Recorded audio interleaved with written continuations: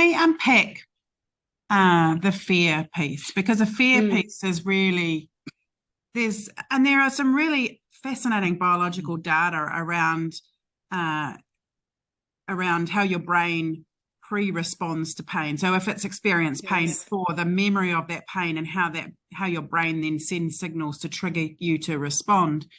And I'm sure that Pilates, part of the Pilates and part of your methodology is obviously the physical movement, and we'll go into that soon, but that living in the moment, that kind of presence that Pilates brings, and that overcoming the fear. Can you just describe that a little bit more, and what are some of the tools you use to work through that fear?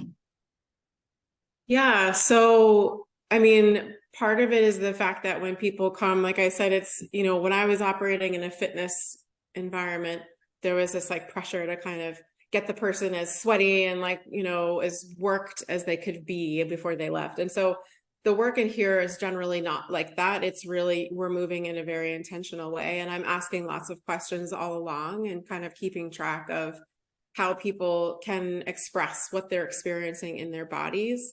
I want them to stay moving, but I also want them to I talk about making movement exploratory. So this is not I need you to lift your leg 10 times. Yeah. This is, let's lift your leg and then tell me what that's like for you. And then I'm listening for language that tells me there's something about it that feels like an obstacle. I can't do that. And then, or, I'm afraid of doing that, and so I actually do try to create, especially like we were talking, when we first were gathered, about the different pieces of equipment that are all spring loaded in various kind of directions. And the nice thing about that is, in addition to the resistance, because strength training is a really important part of keeping joints healthy, I can also set up the springs in such a way that they actually offload your body weight. So I can help you compensate for wherever you maybe feel like you with gravity is too much for your joint. Mm-hmm. And then I can actually put you in situations where you feel like you're going to lose your balance. And for so many people, that is a moment of fear, because maybe a fall led to the injury, or just fear of falling in general. As you've said, that's actually a huge limiter of people, that actually provokes a response of chronic pain, because you feel like you're going to fall. And so your brain is, trying to prevent you from having that negative experience. And it's like shooting out a sense to be afraid or be in pain before it's even happened. So I try to create lots of situations that challenge their sense of stability and balance, to also just grow that confidence, so that in the sense that when they walk out onto a patch of ice, or they're in a situation that feels like uncertainty, they've built a sense of inner confidence that allows them to move with purpose, and with, being sure-footed, I guess, rather than doubting their own abilities, and being present. Or actually, the conversation that's happening around the movement kind of forces the person to be present. We also have the breath, and we have the flow, and we have the rhythm, and we have all the things that, are kind of specific to Pilates, but also some other modalities like yoga, which are helpful for helping calm the nervous system and helping be in the moment. But I think that for a lot of people who have experiencing chronic pain, and I can relate to this too. And like I was talking about how so much chronic pain and eating disorders overlaps for me. And I've seen also a link with that, is that you basically teach your body over time that you're not going to listen to it when it tries to give you information.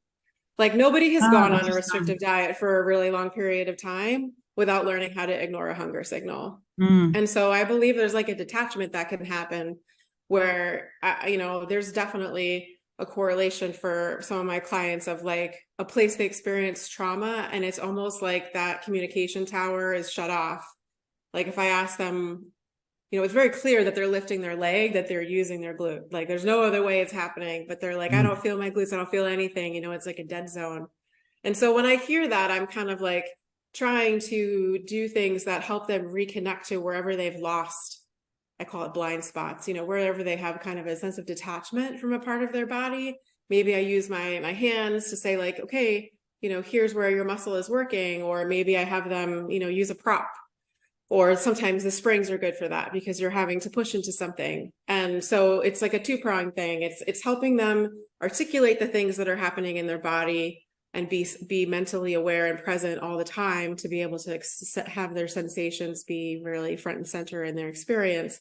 It's also helping them reconnect to the parts of their body that they feel that they have been detached from for whatever reason.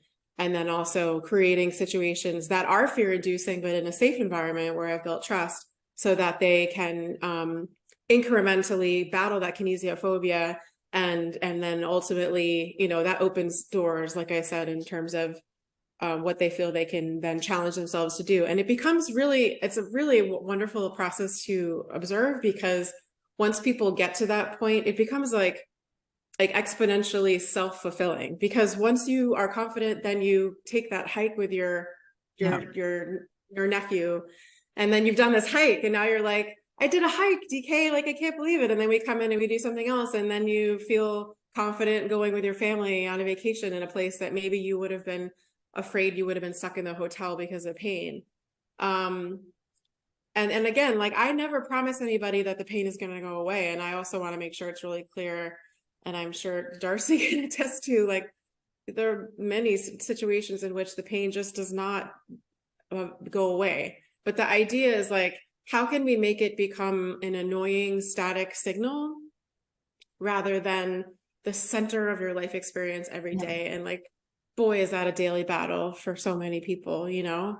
I don't want to minimize that at all, but I do believe that I would rather have people fighting for hope that they can have a more fulfilling life than to just be told that they have to accept this, and that this, you know, and accept the immobility forever. And then all of the mental health things that come from that are so, I mean, just talk about destabilizing your sense of self-worth. I mean, I don't want that downward spiral. You know what I mean?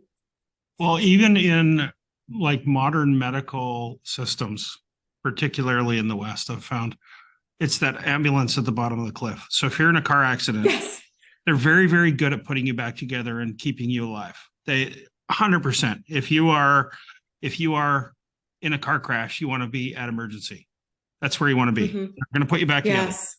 But maybe not when you're experiencing chronic pain, because it's kind of like they just don't have the infrastructure or the ability to deal with that. And so their only tools have led to things like the pain pill pandemic. And or epidemic, whatever. Epidemic, sorry, wrong term.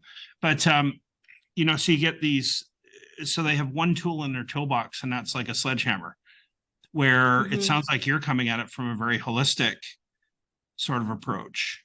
But it also sounds like you've come to that very honestly, like you've had to spend the time to come to this point. Yeah, I mean, I've been told it was in my head 100 times, and so I know how that feels. You know what I mean? And so can you tell us about that? Because I think this particularly probably for younger people experiencing chronic pain, and for women as well. The dealing with being told it's in your head, or that you need to mentally battle through it, and because there is and this is the difficulty, there is both a physical and a psychological element of pain, and so you do have to address both to get to be able to function. But being told something's in your head must be just completely debilitating in itself.